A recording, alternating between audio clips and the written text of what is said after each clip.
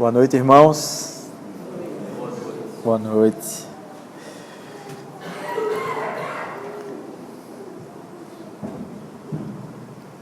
Diante de tudo que Deus já tem falado ao coração da gente, aqui desde o começo desse culto, eu queria refletir um pouco com vocês sobre um movimento que geralmente a gente faz na nossa vida, que as pessoas no mundo inteiro estão fazendo nesse momento, que é a tentativa de se encontrar na vida. Não é, é algo tão comum a gente perceber as pessoas tentando se encontrar, não é? Volta e meia, a gente também se pega nessa busca de saber quem eu sou, por que eu estou onde estou, o que é que eu estou fazendo da minha vida, qual é o meu significado. E muitas pessoas, elas, para se encontrarem, elas gastam anos se dedicando de diversas maneiras, por exemplo, buscando atingir algumas formações científicas ou em faculdades ou em alguma coisa que elas se identificam na vida para ver se encontram ali. Elas galgam algumas posições para, de repente, se sentir úteis, galgando tais posições e alcançando alguns patamares. Alguns sonhos, por exemplo, são nutridos no coração, na ideia de que no momento em que eu consigo alcançar o meu sonho, eu encontro o meu lugar aqui nesse ambiente, nesse planeta, ou nesse contexto de vida que eu vivo. Existe também uma linha de estudiosos que estão avaliando esse ser humano que faz esse movimento, e essa linha de estudiosos diz que o homem é como um tanque vazio. Acho que algumas pessoas aqui já ouviram falar nessa perspectiva aí do ser humano como um tanque vazio, e ele precisa buscar o tempo inteiro se preencher. Ele precisa suprir as suas necessidades para se encontrar, para se descobrir de alguma maneira a partir de suas experiências diversas. E aí esse homem ou essa mulher passa a tentar de todas as formas. E nessa tentativa de se encontrar e de encher esse vazio, que é esse tanque, que é o interior do ser humano, de tudo vale. De todas as experiências possíveis, imagináveis, tem sido válido, entre aspas, para o ser humano. Não é necessário a gente ser doutor em aconselhamento bíblico para que a gente perceba o que todo mundo já notou, que quanto mais o homem tenta se achar, mais ele se perde no vazio do seu coração. Você já parou para perceber isso? Quanto mais, às vezes acontece isso na sua vida, quanto mais você procura se encontrar em alguma coisa, quanto mais você tenta se afirmar em alguma coisa desse mundo, parece que o vazio se torna ainda maior, parece que a decepção aumenta ainda mais dentro do coração. Na porção das Escrituras que a gente vai meditar agora, a gente vai ver a história de um homem como eu e você. Um homem que, ao contrário do que muitos pensam, não precisava se encontrar. Assim como nós não precisamos nos encontrar, que já é um spoiler. Mas ele necessitava encontrar a Deus, ao soberano.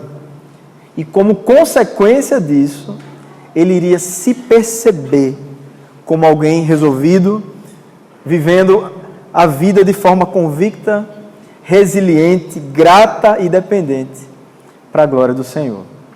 Para a gente começar a ver um pouco sobre essa história, vamos ler juntos aqui Isaías 6, de 1 a 13.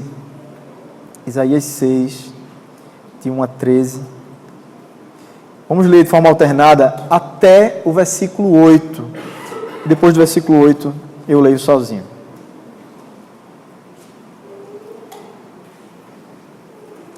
Diz assim o texto: No ano da morte do rei Uzias, eu vi o Senhor assentado sobre um alto e sublime trono, e as abas das suas vestes enchiam o templo, a igreja.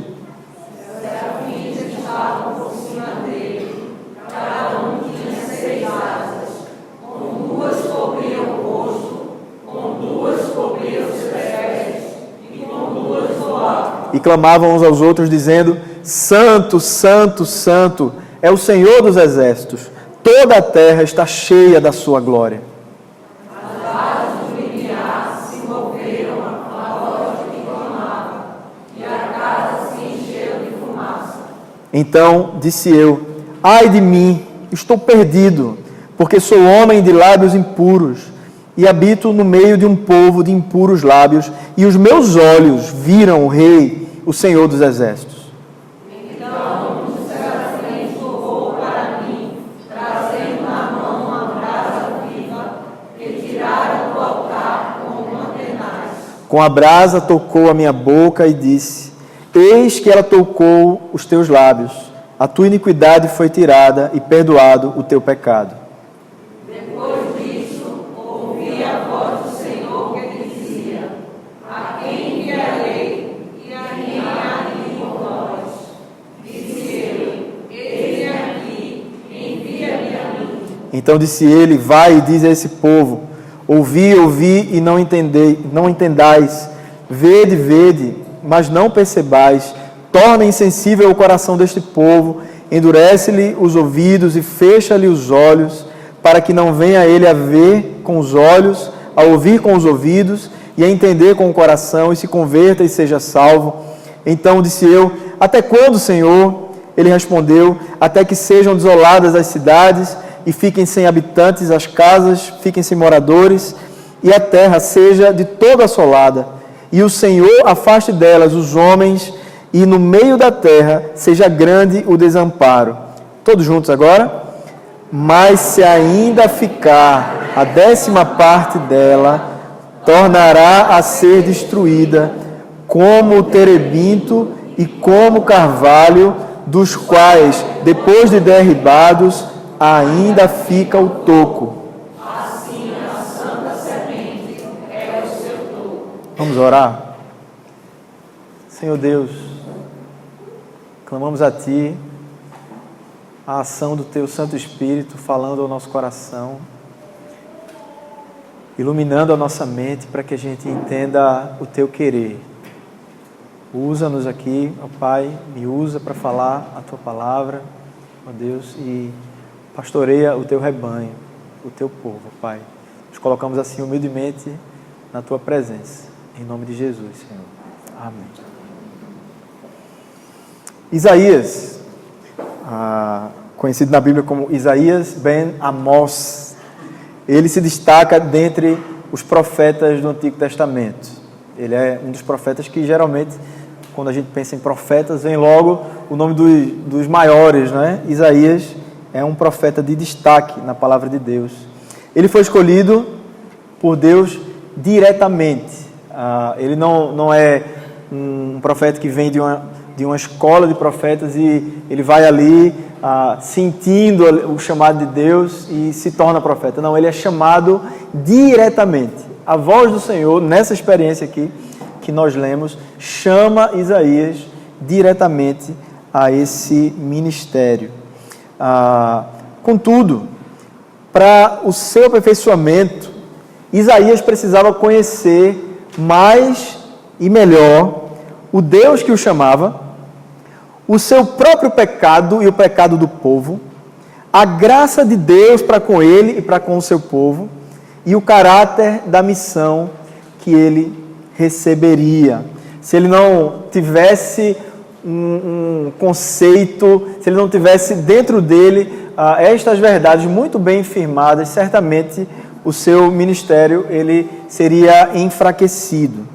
Então, esses conhecimentos indispensáveis só poderiam acontecer na vida de Isaías a partir dessa cena que a gente acabou de ler aqui. E aí eu quero convidar você a voltar para o cenário que a gente leu e lendo novamente tudo aquilo que que aconteceu na vida aqui desse profeta, a gente perceber como essas convicções foram tomando o coração desse homem e, ao mesmo tempo, perceber como estas mesmas convicções precisam tomar o nosso coração, porque nós também somos vocacionados. Podemos até ter uma vocação diferente da de Isaías, mas as mesmas percepções que Isaías teve aqui são as percepções que nós devemos ter como servos do Senhor. Então, vamos seguir no texto para ir percebendo tudo isso. A cena do chamado de Isaías acontece no ano da morte do rei Uzias. Essa é a primeira informação que nós temos aqui desse texto. O rei Uzias, ele foi um rei que assumiu o trono muito novo, aos 16 anos de idade. Você toparia assumir o reino de uma nação aos 16 anos de idade? Ele, durante esse reinado, o seu reinado foi prosseguindo e ele reinou por 42 anos. Então foi um reinado longo que Uzias teve. A Bíblia diz que Uzias reinou fazendo o que era reto perante o Senhor. Isso está lá em 2 Crônicas 26:4.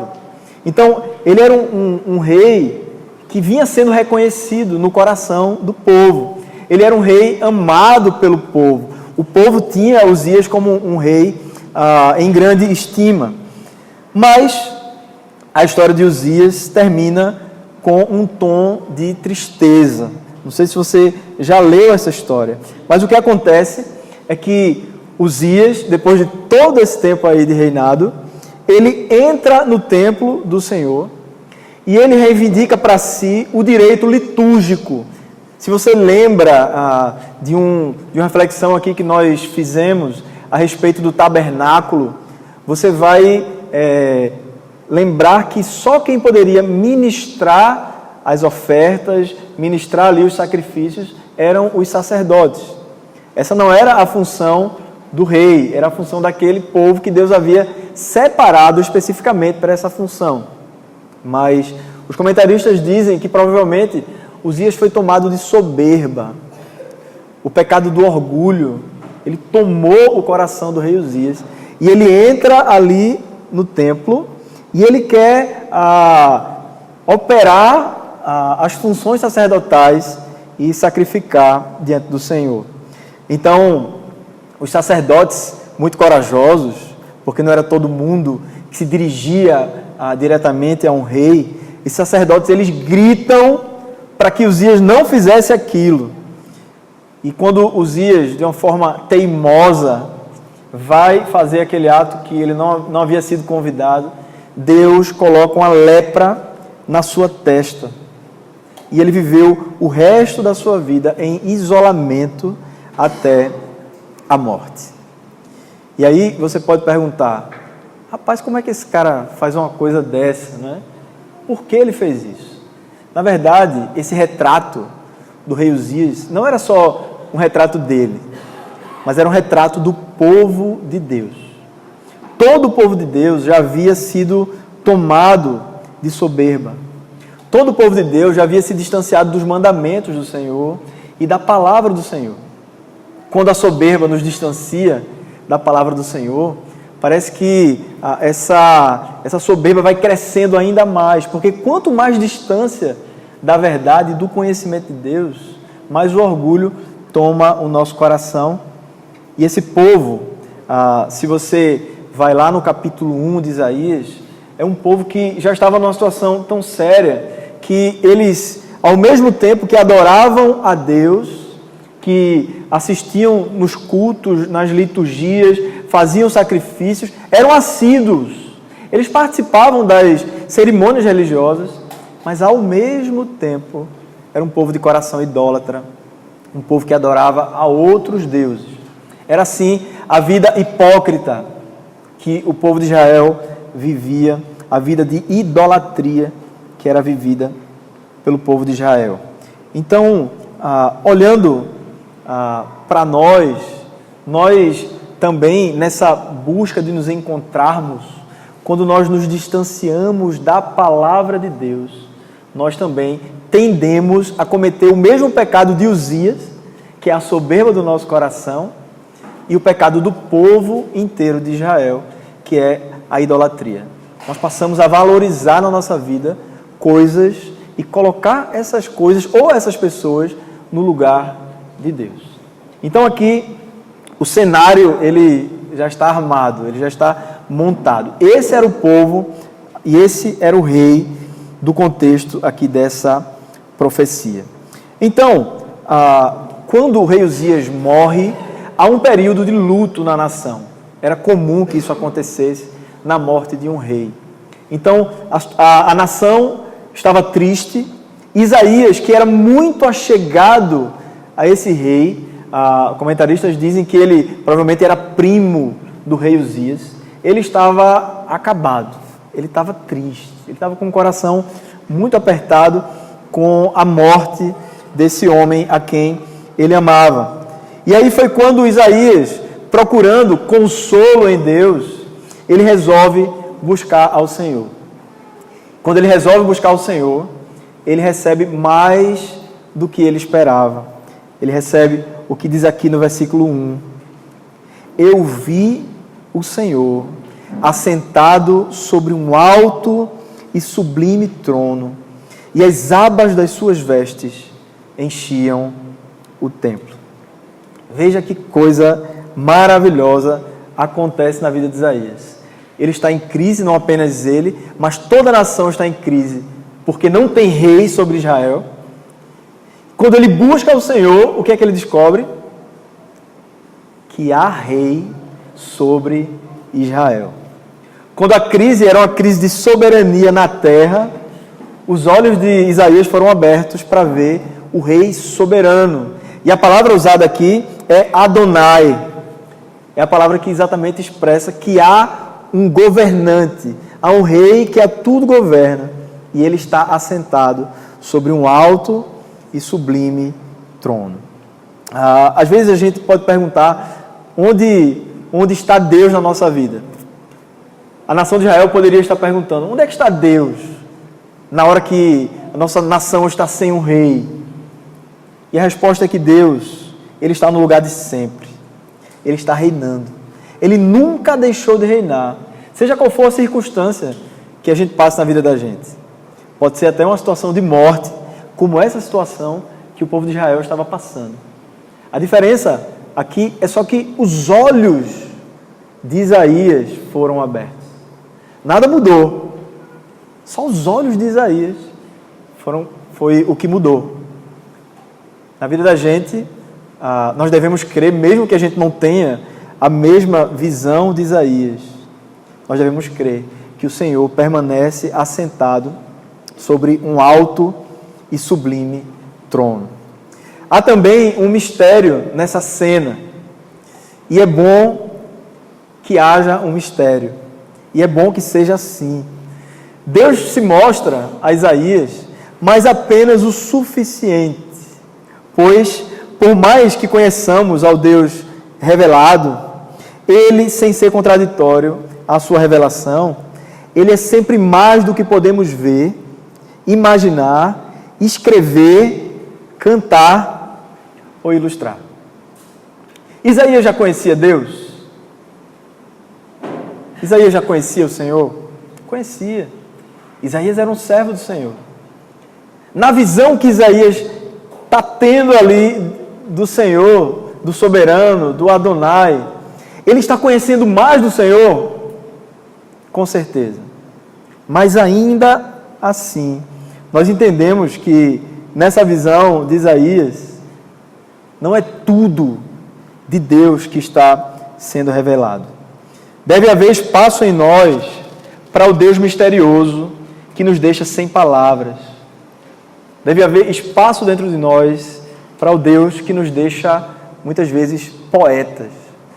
Não tem algo que você não consegue descrever?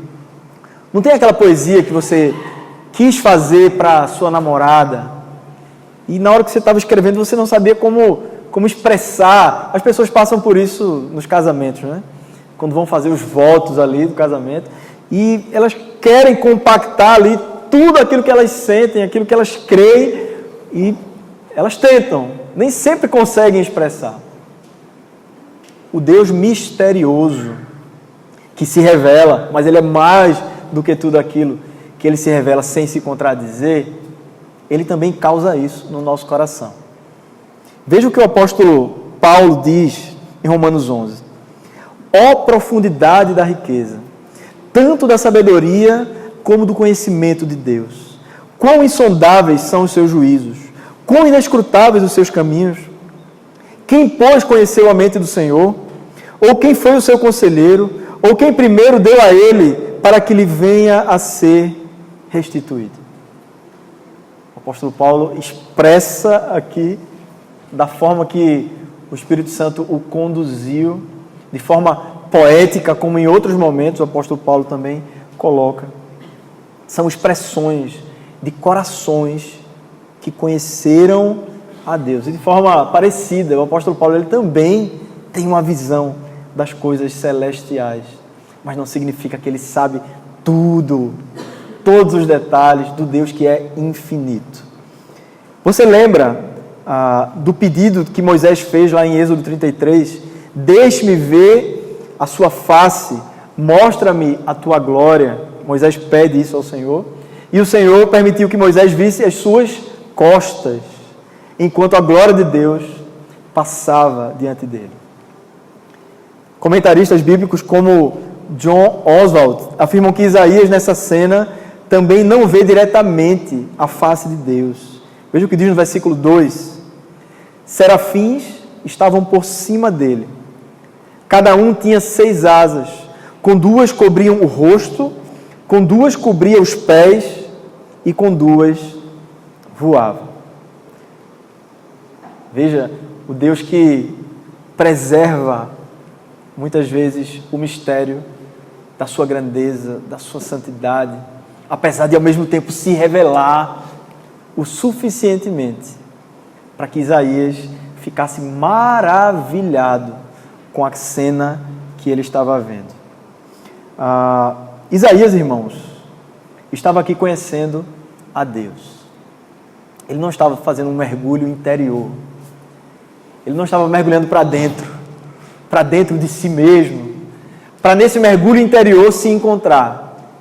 A solução que Deus apresenta para Isaías é uma autorrevelação, uma revelação do próprio Deus ao coração daquele homem. Isaías primeiro estava conhecendo a Deus. A gente também vê aqui nessa cena um misto de reverência e exultação que conduz à postura dos serafins diante de Deus. Versículo 3. E clamavam uns para os outros, dizendo: Santo, Santo, Santo é o Senhor dos exércitos. Toda a terra está cheia da sua glória. Então, o que é que a gente identifica? Primeiro, os serafins, eles reverenciam a Deus. Eles sabem do peso da glória de Deus. Eles sabem do poder que ninguém segura desse Deus. Então eles protegem o rosto, eles tampam a visão como uma forma de reverência diante daquele Deus santo. Então diante de Deus não há outra opção. Diante da glória de Deus, cabe ao ser humano se proteger. Porque a glória de Deus é mortal. Você sabia disso? A santidade de Deus é mortal. Os anjos tampam, mostrando reverência diante desse Deus. Mas, ao mesmo tempo, eles se alegram. Eles voam com um par das suas asas e eles cantam um ao outro: Santo, Santo, Santo. Quando a gente está feliz, a primeira coisa que a gente quer fazer é dizer para uma outra pessoa a razão da nossa alegria. Eles cantam para o Senhor? Claro que sim. Eles estão adorando esse Deus. Não há outra coisa, não é uma questão de opção aqui. diante dessa face santa, eles se alegram, eles cantam ao Senhor, mas eles olham uns para os outros e cantam uns para os outros, declarando: nosso Deus é santo. Toda a terra está cheia da sua glória. Então o júbilo, a alegria, a celebração por aquilo que Deus é, também é cabível diante da presença gloriosa de Deus. Se prostrar, se dobrar diante da santidade e celebrar a relevância da sua glória e de todos os seus atributos. Esses anjos, quando cantavam sobre a santidade de Deus, eles estavam celebrando, em primeiro lugar, a perfeição moral de Deus. Estava ali diante deles, estava ali também diante de Isaías.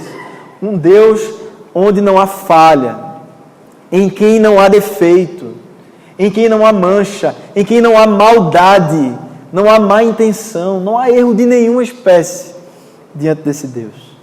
Eles estavam celebrando também a perfeição dos seus atributos. Tudo aquilo que Deus é, Ele é perfeitamente, tanto em grandeza como em qualidade. Se você for pensar em cada qualidade de Deus, em cada atributo de Deus, nós certamente não alcançaremos se formos descrever a perfeição de todos os seus atributos e a perfeição e a grandeza de todos os seus atributos. Santo também significa isso. A distinção entre Deus e as criaturas. Santo significa que Deus, Ele é totalmente outro. Ele não é como nós. Deus é transcendente. Deus, ao mesmo tempo que Ele se revela e fala com a gente, ao mesmo tempo que Ele vem, se humilha e vive entre nós, Ele é o Deus transcendente, que sempre existiu. Aquele que é, que era e que há de vir. Nisso nós não somos semelhantes a Ele. Nós somos humanos. E Deus é Deus. Então declarar santo, santo, santo é dizer: Deus, Tu és totalmente outro. E é bom que seja assim, porque senão Ele não seria Deus. E nós precisamos de um Deus verdadeiro, que é o único Deus que existe, o Deus revelado nas Escrituras Sagradas. Quando os anjos cantam santo, santo, santo, eles também estão falando sobre a beleza do ser de Deus. Todos esses atributos grandes e perfeitos, toda essa transcendência de Deus em relação a nós, quando nós olhamos para esse Deus, se é que podemos dizer, o conjunto da obra completo, nós vemos beleza. Beleza em cada atributo e beleza no ser de Deus como um todo. Comentaristas, um comentarista específico, chamado A.W. Pink, diz que a santidade é o brilho dos atributos de Deus. São esses atributos brilhando diante daquele que começa a conhecer a Deus, que olha e se maravilha, e só pode dizer: é belo, é lindo, é maravilhoso conhecer a esse Deus santo. Então, essa é a cena angelical que está diante de Isaías. Essa é a cena angelical que está diante dali daqueles querubins. Essa cena mostra que Deus é adorável e que o ser humano foi criado para adorá-lo. Então está aqui dois conhecimentos que o ser humano precisa ter. Conhecimento de Deus, entendendo que Deus é adorável, por tudo isso que falamos aqui, mas agora o conhecimento de quem é o ser humano. É automático essa percepção de Isaías. Eu sou adorador do Deus adorável. Isaías está se encontrando. Isaías não precisa mergulhar dentro de si para se encontrar, mas basta olhar para a glória de Deus, que ele agora sabe quem ele é. E mais, a nossa vida de adoração deve ser reverente, como mostra o exemplo dos serafins, cheia de louvor, exultante, maravilhada, de forma que o nosso louvor é indizível diante do Deus Santo. mas também mostra que a nossa postura como adoradores deve nos acompanhar em todo lugar, porque como diz no final do versículo, toda a terra está cheia da sua glória. Ok, Deus é adorável, eu sou adorador, e eu sou adorador em todo lugar. Essa é a verdade que está aqui. Eu não sou adorador de domingo, eu não sou adorador ou só no domingo, ou só no pequeno grupo, ou só nas horas que eu faço minha devocional. Não, eu sou adorador diante de Deus. E onde está Deus? Toda a terra está cheia da sua glória. Se sua glória está em toda a terra, a minha postura de reverência e alegria diante dele deve me acompanhar onde quer que eu ande. É assim que Deus quer que a gente viva. Essa é a vida corandel. Já ouviu falar dessa expressão? É a vida diante da face de Deus. R.C. Sproul, ele define corandel da seguinte maneira: viver corandel é viver a vida inteira na presença de Deus, sob a autoridade de Deus e para a glória de Deus. E aí cabe uma autoanálise. Agora sim cabe uma autoanálise. Mas diante dessa glória, a minha vida está sendo vivida com consciência da presença de Deus. A minha vida está sendo vivida debaixo também da consciência da autoridade de Deus na minha vida. A minha vida está sendo vivida para a glória de Deus. São perguntas que nós precisamos responder em oração ao Senhor.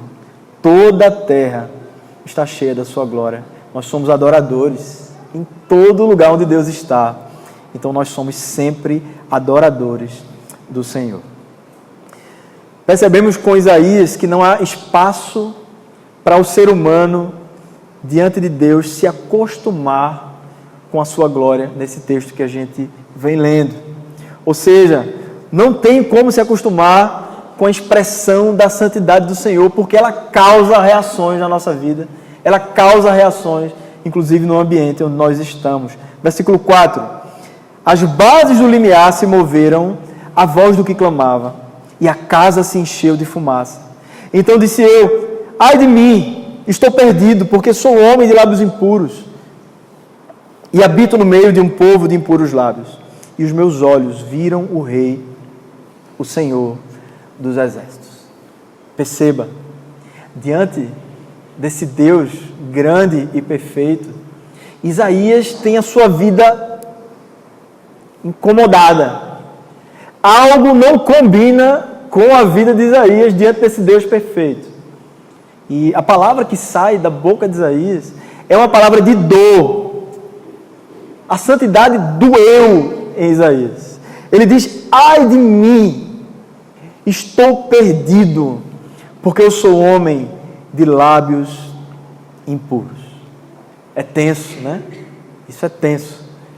Mas essa é a reação de pecadores que veem uma porção da glória de Deus. Todos nós aqui somos pecadores, não é verdade? Nós precisamos ter mais contato com a glória de Deus revelada nas Escrituras Sagradas. É lá que nós temos esse contato com a glória de Deus. Isaías reage sentindo essa dor, e é assim que deve ser de fato a reação da gente, a reação do povo que é pecador diante dele. A santidade de Deus vai me fulminar. Era talvez o grito ou a percepção que estava no interior ali de Isaías. A santidade é tão forte, é tão pesada, é tão né? Que ela vai me matar. Esse negócio vai me matar, eu não vou ficar vivo aqui. Sabe por quê? Porque eu sou podre e eu sou cheio de todo o mal. Fica claro, irmãos. A Bíblia diz que Deus é luz. E quando essa luz se aproxima da gente, todo pecado é revelado. É por isso que muitos fugiram de Jesus. João diz que a luz veio a esse mundo, mas o povo preferiu as trevas, porque eles não queriam ter os seus pecados tratados e revelados. Quando Isaías está diante ali da luz do soberano, da luz do rei, ele olha o seu pecado e ele diz: ai de mim, vou morrer agora, porque eu sou pecador. Isso mostra, irmãos, que se nós queremos avançar na vida cristã, ou se nós de fato queremos nos conhecer, nós devemos primeiro conhecer a Deus. Mas conhecendo a Deus, Ele mostra aquilo que habita de fato dentro do nosso interior. Nós somos mais vilões do que pensamos. Nós somos mais pecadores do que pensamos. Nós somos capazes de coisa tão baixa do que aquilo que nós pensamos. Mas quando é que isso fica claro? Aonde isso fica claro no nosso coração? Quando nós vamos à revelação de Deus. E a revelação de Deus que nós temos são as Escrituras Sagradas, especificamente. Isaías, ele está conhecendo a si mesmo, porque está conhecendo a Deus. Isaías está conhecendo que Deus é bom e que Ele é mau. E a gente precisa também ter esse conhecimento. Se queremos conhecer a Deus e, consequentemente, a nós mesmos, precisamos fazer uso dos meios revelados para esse conhecimento. Precisamos fazer uso dos meios de graça. A palavra do Senhor precisa ser mais lida, mais visitada. A participação nos sacramentos precisa ser feita com mais dedicação, com o coração mais entregue, com mais atenção, para que sejamos edificados, para que conheçamos mais do Senhor. A vida em comunhão da igreja, onde os nossos irmãos são usados por Deus para mostrar algo no nosso coração que a gente não consegue ver. Deus colocou esse irmão, essa irmã, como um espelho. Agora um espelho raio-x. Um espelho que não mostra só o exterior, mas mostra dentro da gente. Mostra o que é que está desestruturado. Mostra o nosso pecado. Mostra os nossos erros. Devemos fazer uso dos meios revelados para que nós possamos saber que Deus é bom e que nós somos maus. Mas o ponto da graça, não que tudo isso não seja graça de Deus, porque desde o início, Deus se revelar a um pecador é graça, mas o ponto onde a graça de Deus fica clara, mais enfatizada aqui nesse texto, é no versículo 6, quando a palavra diz assim: então, um dos serafins voou para mim, trazendo na mão uma brasa viva, que tirara do altar com uma tenaz. Você vai entender a graça, mas deixa eu explicar aqui algumas coisas antes. Esses anjos, eles não eram fofinhos, não é? Porque quando a gente pensa em anjo, a gente pensa em seres adoráveis, não é? E inclusive pessoas quiseram adorar literalmente anjos, e os anjos disseram: não façam isso, porque nós não somos deuses, nós não somos o Deus verdadeiro, não nos adore. Esses anjos não eram dessa forma, mas eles eram assombrosos para um pecador. Porque a santidade de Deus, ou as coisas referentes à santidade de Deus, elas são assombrosas muitas vezes para nós, por causa do nosso pecado. Eles eram assombrosos para um pecador. A raiz da palavra para serafins está ligada a fogo. Serafins, em algumas traduções, significa abrasador, brasa, chama, algo mortal como uma serpente. Essa também é uma tradução para serafim. Esses anjos estavam ali zelando pelo trono de Deus, pela honra da sua santidade, com fogo mortal. Foi essa cena que Deus escolheu. Não é que Deus precisava de guardas, não é que Deus precisava de seguranças para proteger as suas coisas, Ele não precisava disso, mas Ele quis colocar isso, Ele quis se revelar colocando isso, para manifestar a sua santidade a todo aquele que vê o seu trono, e foi o caso aqui de Isaías. Anjos prontos para defender a santidade do Senhor, daquele pecador que estava assistindo aquela cena. Mas o que é intrigante aqui, irmãos, é que esse anjo, ele não vem com o seu fogo matar Isaías, mas ele vai ao altar. Mais uma vez aqui, a cena do santuário de Deus, onde os sacrifícios eram oferecidos pelo pecado do povo. O cordeiro era oferecido ali naquele altar, e aquele altar tinha brasas que faziam queimar ali aquele sacrifício. Quando aquele cordeiro era morto, o seu sangue derramado, e ele morria, ele fazia isso no lugar do povo pecador. O anjo, ele não vai tocar nos lábios de Isaías com uma chama própria, mas ele pega uma brasa do altar do sacrifício. O que é que isso nos mostra? Que lógica isso tem com a graça do Senhor? Nós percebemos aqui, irmãos, que é a morte do cordeiro que é dado em sacrifício, que substitui os pecados de Isaías. A brasa que toca nos seus lábios é a brasa do sacrifício do cordeiro que nós, na revelação completa do Senhor, e aqui Isaías está recebendo essa revelação, somos também substituídos na nossa condenação pelo Cordeiro de Deus que tira o pecado do mundo, Cristo Jesus. Por isso, quando aquela brasa toca os lábios de Isaías, o pecado, é dito na profecia de Isaías, foi perdoado. Mas nós podemos pensar que essa cena tenha sido uma cena dolorosa ao próprio Isaías, porque uma brasa tocando os seus lábios certamente é uma figura de algo doloroso.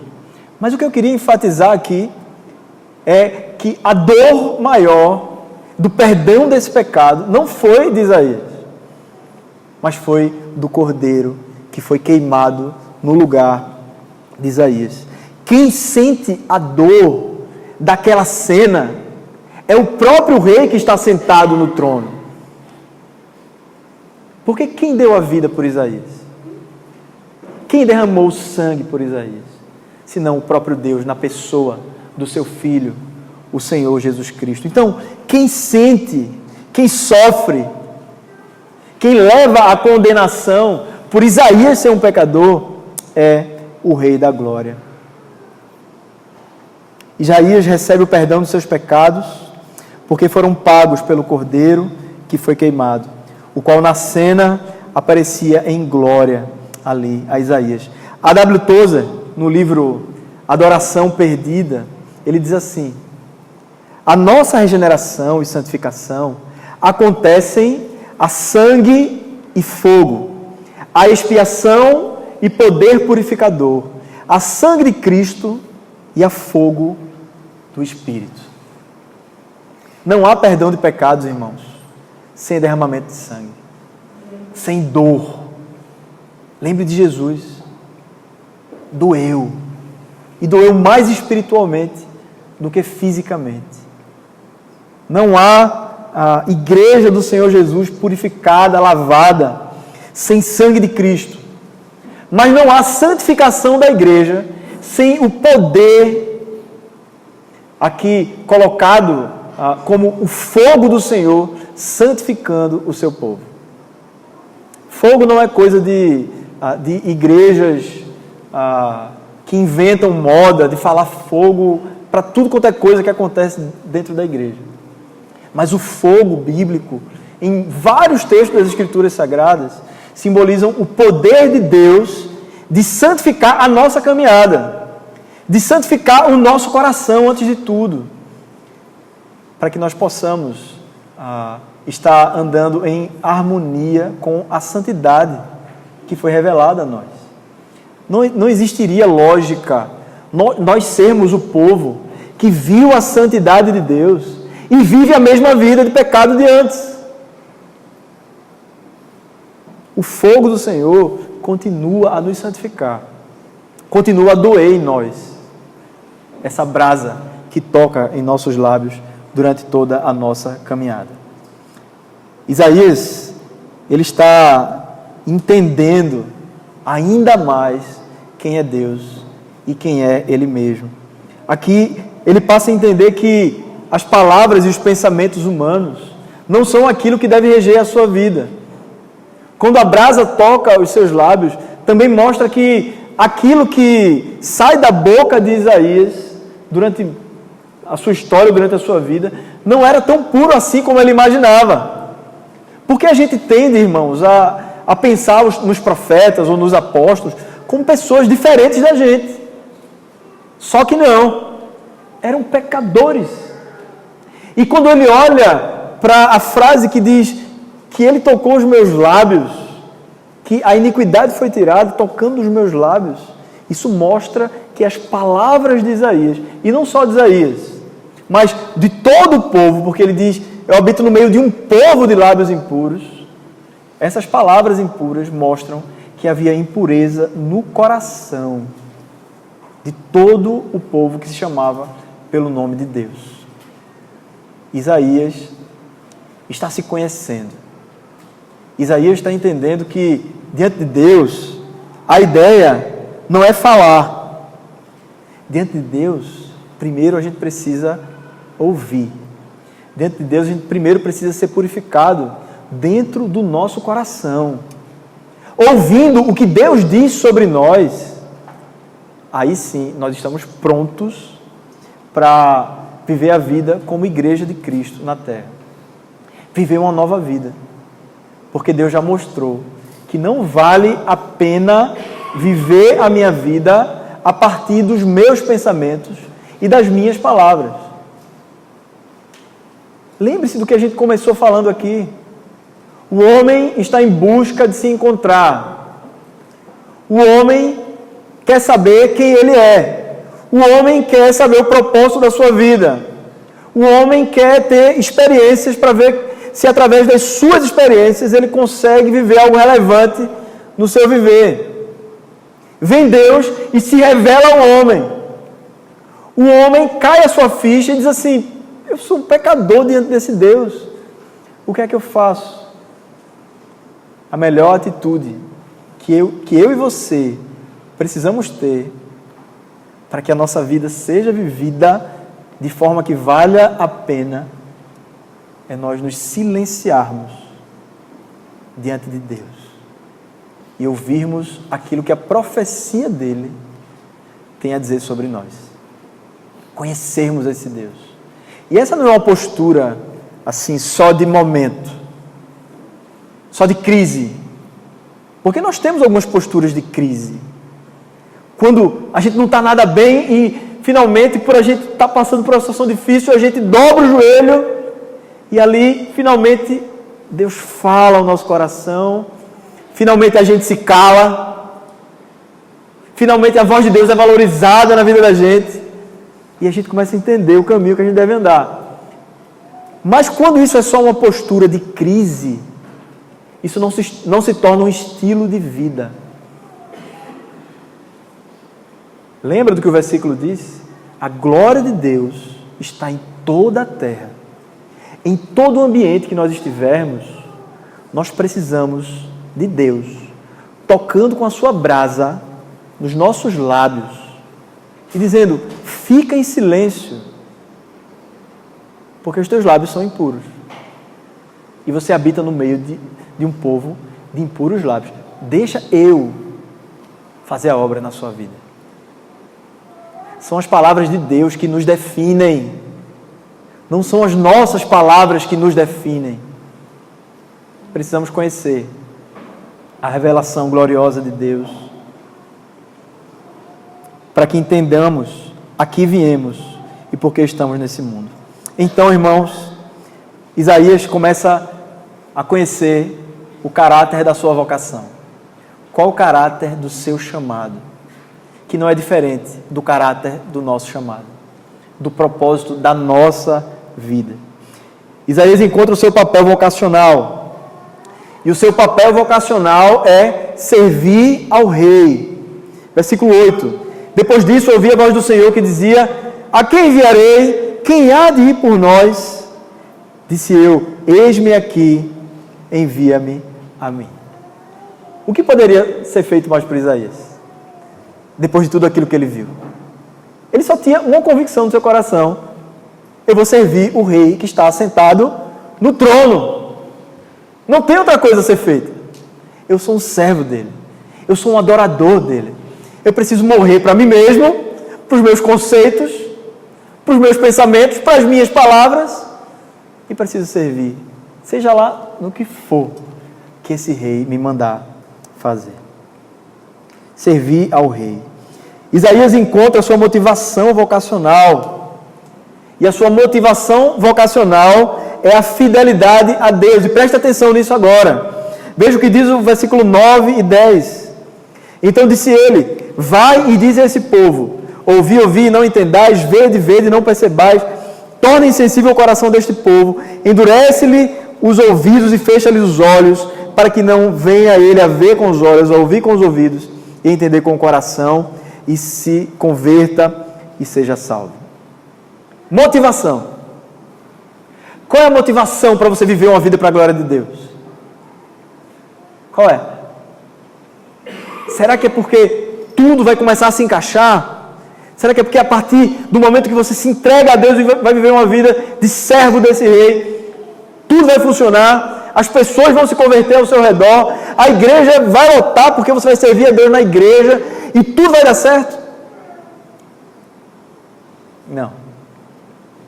A motivação vocacional de Isaías aqui era a simples fidelidade ao rei que estava o comissionando, que estava o vocacionando. Porque se dependesse da reação do povo, esse povo não traria alegria nenhuma.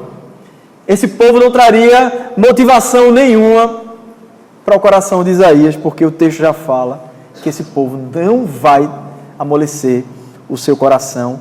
Inclusive uma disciplina do Senhor estava fazendo isso com esse povo, porque é um povo que se afastou do Senhor, se manteve duro de coração, e Deus, como castigo dessa dureza de coração, coloca mais dureza de coração nesse povo. Você sabia disso? Que muitas vezes a idolatria, a dureza de coração que uma parte do povo de Deus pode estar vivendo, pode ser castigo de pecados anteriores. E às vezes Deus colocar pessoas ao seu próprio prazer, à sua própria vontade, é o próprio castigo. Por um tempo a pessoa pensa que está na crista da onda. Diz assim: eu faço o que eu quero, eu estou vivendo a minha vida do jeito que eu sempre sonhei. Não sabe ele, não sabe ela, que essa já é a condenação que ela está sofrendo. Ou, no caso do povo de Deus, essa pode ser a disciplina, porque Deus disciplina filhos. E aqui o contexto é um contexto do povo do Senhor. Deus está aqui endurecendo o coração do seu povo, como castigo de pecados anteriores. E esse era o ministério que Isaías, esse era o público-alvo do ministério de Isaías. Portanto, sua motivação não podia ser as pessoas. Sua motivação tinha que ser a fidelidade a Deus. Isaías aprende que sua maior vocação é se assemelhar ao seu rei Jesus. João 12, 37 a 41, você vai achar que a gente está lendo Isaías. Veja o que diz o texto. E embora tivesse feito tantos sinais na sua presença, não creram nele, para se cumprir a palavra do profeta Isaías, que diz: Senhor, quem creu em nossa pregação? A quem foi revelado o braço do Senhor? Por isso não podiam crer, porque Isaías disse ainda: cegou-lhes os olhos, endureceu o coração, para que não vejam com os olhos, nem entendam com o coração, e se convertam e sejam por mim curados. Isto disse Isaías, porque viu a glória dele e falou ao seu respeito. A motivação vocacional de Isaías, a razão de Isaías viver os seus dias aqui na terra, era se identificar com aquilo que aconteceria com Jesus. Não é a primeira vez que na profecia de Isaías você vai perceber Isaías falando de Cristo, vivendo cenas iguais às cenas do próprio Cristo. Aquilo que será o ministério dele foi também o ministério de Jesus. Jesus pregou a corações duros, corações que não se amoleceram diante dos seus sinais, dos seus milagres, diante das suas palavras. Isaías começou a se identificar na sua vida com o ministério de Jesus. Na minha e na sua vida, nós nos identificamos com o ministério de Jesus? Nós fazemos como os discípulos, depois ali em Atos dos Apóstolos, que eles dizem assim: nós estamos felizes porque fomos achados dignos de sofrer pelo nome de Cristo. A alegria deles é porque eles estavam se assemelhando a Jesus. A alegria de Isaías aqui é se assemelhar àquilo que acontece no ministério de Cristo. Era essa a vocação de Isaías, se assemelhar a Jesus, mas não apenas no sofrimento. Veja o versículo 41, isso disse Isaías porque viu a glória dele e falou ao seu respeito. Isaías, sabe que João, esse texto aqui é de João, irmãos. João está dizendo que quando Isaías viu o Senhor assentado sobre um alto e sublime trono, ele viu Jesus assentado sobre um alto e sublime trono. Aquela era também uma visão da segunda pessoa da Trindade, uma visão do nosso Senhor Jesus. Será que Isaías pode se identificar com isso também? Ou é só peso? Ou é só a parte difícil? Isaías também se identifica com a glória de Cristo. Estava diante dele na visão.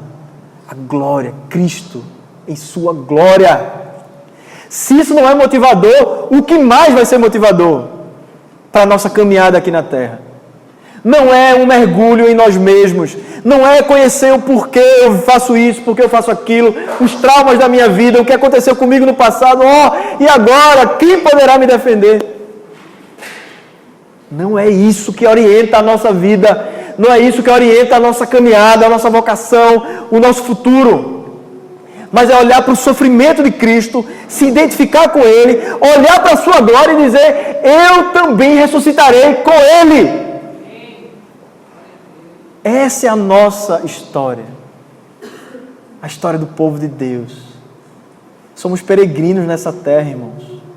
Estamos passando por esse mundo que ainda está debaixo da maldição do pecado. Mas Jesus voltará, e Ele virá em sua glória, e os nossos corpos serão ressuscitados, e habitaremos com Ele. Isaías tem como combustível do seu ministério a glória de Cristo. Isso disse Isaías porque viu a glória dele e falou ao seu respeito. Isaías entende que a sua vocação não é infrutífera. Versículos de 11 a 13. Então disse eu: até quando, Senhor? Ele respondeu: até que sejam desoladas as cidades e fiquem sem habitantes, as casas fiquem sem moradores, a terra seja de todo assolada e o Senhor afaste dela os homens, e no meio da terra seja grande o desamparo. Veja que cena. Mas se ainda ficar a 10ª dela, tornará a ser destruída, como o terebinto e como o carvalho, dos quais, depois de derribados, veja agora, ainda fica o toco. Assim, a santa semente é o seu toco.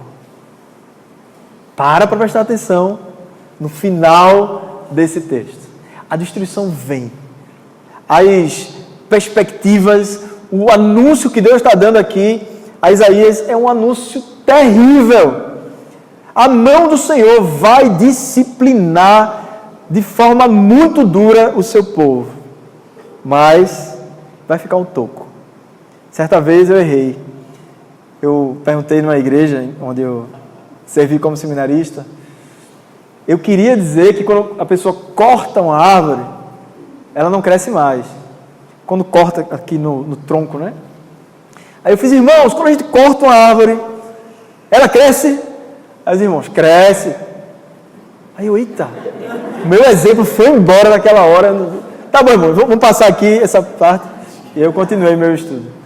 E aí eu aprendi com aqueles irmãos simples, irmãos humildes, que quando fica o toco, a árvore volta a crescer.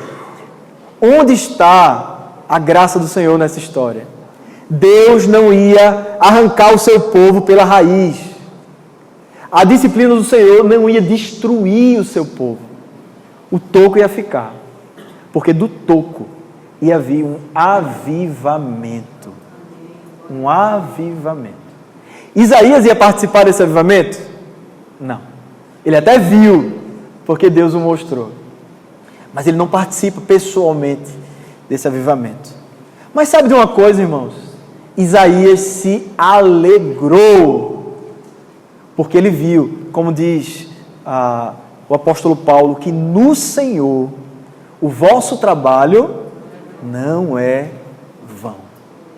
Apesar do povo não ouvir as suas profecias, as profecias do Senhor através de Isaías, apesar do povo se manter com o coração duro, sabe qual é a promessa do Senhor? Vai haver avivamentos do meu povo durante toda a história dele. Sempre há uma santa semente que brota. Por isso, irmãos, que nós estamos aqui hoje. Muitas vezes se pensou que não ia existir mais o povo de Deus. Muitas vezes se pensou que a igreja ia se acabar, que ia virar coisa do passado.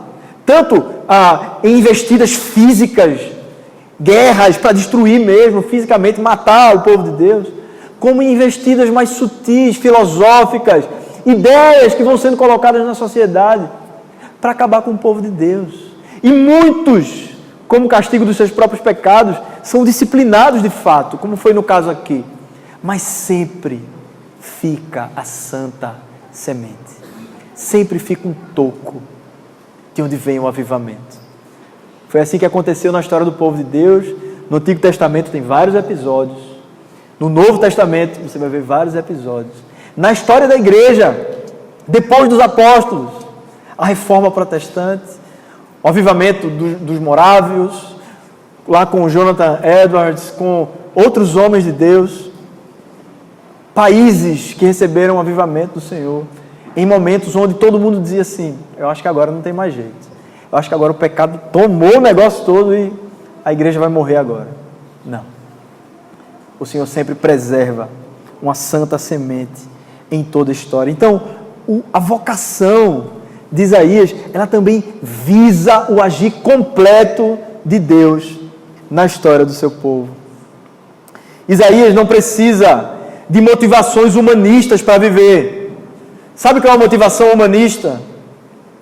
É uma motivação onde você só se baseia no ser humano, onde o ser humano é o centro, onde você é o centro da sua motivação, onde o fruto ou o pragmatismo daquilo que você faz é o que te move.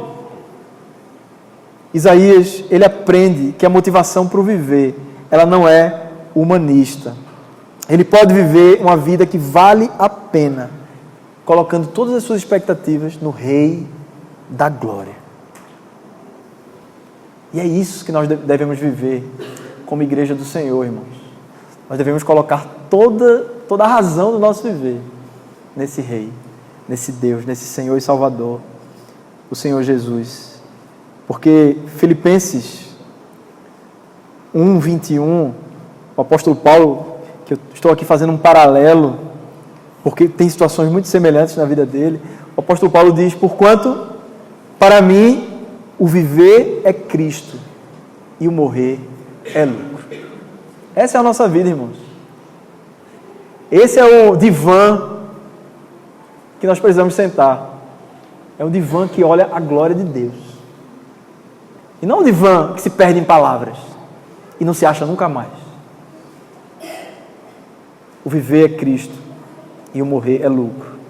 Então, queridos, caminhando para o fim, eu queria colocar 5 desafios práticos para nós. O primeiro desafio é o seguinte: não precisamos nos encontrar mergulhando dentro de nós mesmos, em busca da nossa verdade. Precisamos conhecer a Deus através da sua palavra e dos meios de graça para andarmos na verdade. Deus coloca a verdade diante de nós como um pavimento, como um caminho para nós andarmos. Nós não precisamos descobrir todas as coisas. Nós não precisamos saber de tudo sobre nós. Ande na verdade. Ande no que Deus tem mostrado para você como revelação. Porque ao passo que nós palmilhamos a nossa vida na verdade, nós conheceremos a Deus e a nós mesmos. Não precisamos falar muito num divã para nos conhecermos. Precisamos apenas contemplar quem Deus é, confessar nossos pecados diante da santidade dEle e ouvi-lo na Bíblia, para assim conhecermos o que devemos ser, a saber, verdadeiros adoradores. Não importa quem você é, importa mais quem você deve ser. Entenda? Eu e você precisamos entender isso. Não importa tanto quem nós somos agora aqui, ó. O que é que Deus está querendo que eu viva? O que é que Deus ordena que eu seja? Se Ele ordena, é porque Ele providencia capacitação para que sejamos nele, com auxílio gracioso dEle. Não precisamos ter todas as experiências possíveis para nos sentirmos supridos interiormente. Precisamos somente conhecer o Deus que enche todo o universo, inclusive o nosso ser. Pare dessa busca desenfreada por alegria. Se encha de Deus. Porque o Deus que preenche toda a terra, como nós lemos aqui, Ele também preenche o nosso coração. Você entende? Saber dessa verdade e agir diferente é tolice. Seria agirmos como tolos. Nós temos o Deus que é uma fonte de água viva a jorrar para a vida eterna dentro de nós. Não precisamos ter vocações perfeitas para sermos alguém. Precisamos tão somente ser como Cristo em nossos ofícios e na vida como um todo. Qual o seu ofício? Onde Deus lhe colocou? Qual o seu trabalho? Como é o seu dia a dia nesse trabalho? Às vezes você diz, eu não sei porque eu estou aqui ainda. Parece que nada faz sentido aqui nesse lugar. O que eu estou fazendo aqui? Por que eu moro em Recife? Meu Deus, não saio dessa cidade. Eu vou morar... Outro dia eu fui comprar um almoço, aí tinha alguém que tinha vindo de Portugal conversando com outro que também tinha ido para Portugal e tal. E ele disse, rapaz, lá em Portugal eu andei durante 15 dias, sei lá, de viagem, e não teve um buraco, eu não caí em nenhum buraco. Eu olhei assim, eu digo, também roubou todas as riquezas daqui, levou para lá, e queria que aqui tivesse a prosperidade. Não. Voltando aqui agora ao assunto. Ainda mandaram gente fina para morar aqui. A gente coloca o nosso coração nessas coisas, não é? E a gente reclama, qual é o lugar perfeito para eu trabalhar? Qual é o lugar perfeito para eu morar? A gente vai buscando a perfeição em um bocado de coisa. E a gente esquece que a nossa vocação é sermos como Cristo aonde estivermos. Seja o lugar mais deficiente do mundo, seja o lugar mais próspero do mundo, nós estaremos ali para sermos identificados com Cristo naquele local. Essa é a razão da nossa vocação. Esse é o lugar vocacional que nós devemos estar. E em último lugar, irmãos, não precisamos produzir nosso final feliz nessa vida. Precisamos apenas andar humildemente com e como Jesus e sermos, consequentemente, mais que vencedores nele. Não se concentre em como minha vida terminará feliz. Como eu vou fechar a minha história no dia da minha morte e as pessoas vão falar daquilo que eu fiz, daquilo que eu vivi. É melhor a gente não ir por esse caminho. Porque se Deus revelar todos os nossos pecados no dia da nossa morte, a gente vai passar vergonha. O que cabe a gente, irmãos, é a gente se abraçar com o único que viveu uma vida feliz. Com o único que foi bem-aventurado em tudo aquilo que fez, em tudo aquilo que pensou, em tudo aquilo que sentiu. Precisamos estar identificados com Cristo. Porque quando nós somos identificados com Cristo, nós temos a mesma vitória de Cristo em nossas vidas. Então, aonde reside o meu final feliz? Em Cristo Jesus e não em mim. É por isso que eu preciso conhecê-lo. É por isso que eu preciso ter a visão do trono de Cristo diante de mim, através das Escrituras sagradas, porque é lá, irmãos. Deus provavelmente não vai lhe dar a visão de Isaías. Deus vai te dar a sua palavra revelada. É lá onde nós conhecemos o Rei da Glória, que nos purifica dos nossos pecados e que nos dá a vida para que a gente viva com alegria nele e por ele. Eu queria encerrar, irmãos, lendo o texto de Filipenses 3, 7 e 8, todos juntos, como um coro. Vamos lá, vamos ler? Mas o que para mim era lucro, isso considerei perda por causa de Cristo. Sim, deveras considero tudo como perda, por causa da sublimidade do conhecimento de Cristo Jesus, meu Senhor, por amor do qual perdi todas as coisas e as considero como refúgio para ganhar a Cristo. Vamos orar.